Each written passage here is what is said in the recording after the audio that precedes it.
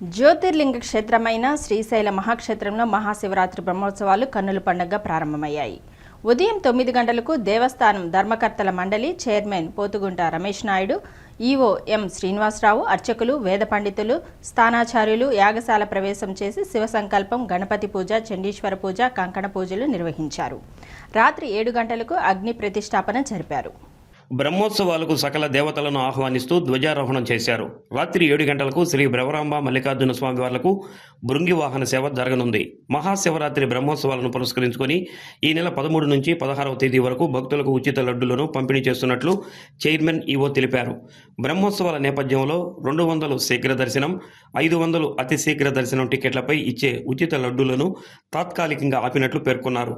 బ్రహ్మోత్సవాలను పురస్కరించుకొని శ్రీ కాళహస్తి దేవస్థానం తరఫున ధర్మకర్తల మండలి అధ్యక్షులు సాయి ప్రసాద్, ఈవో మాపిరెడ్డి, ప్రధాన అర్చకులు కరుణాకర్ గురుకుల్ పట్టు వస్త్రాలు సమర్పించారు.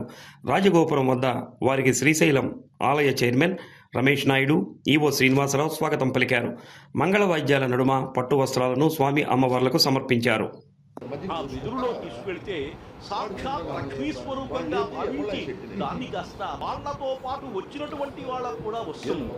దీనికి ఏమిటి అంటే ఎవరికో పుణ్యాత్ముడి కోసం బదులు అదేవిధంగా దేవస్థానం పాలక మండలి అధ్యక్షుల యొక్క సమక్షంలో, వేద విధుల యొక్క సమక్షంలో అంతర్గానములతో మన వేద విధులు దేవస్థానం చక్కగా వేద పండితులంతా కూడా వేద సూక్త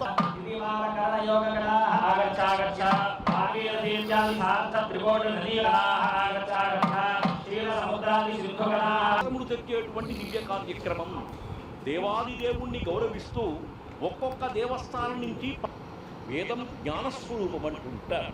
అటువంటి వేదంలో ఉండేటువంటి వాక్యాలు వినటం వల్లే పరమ పవిత్రం.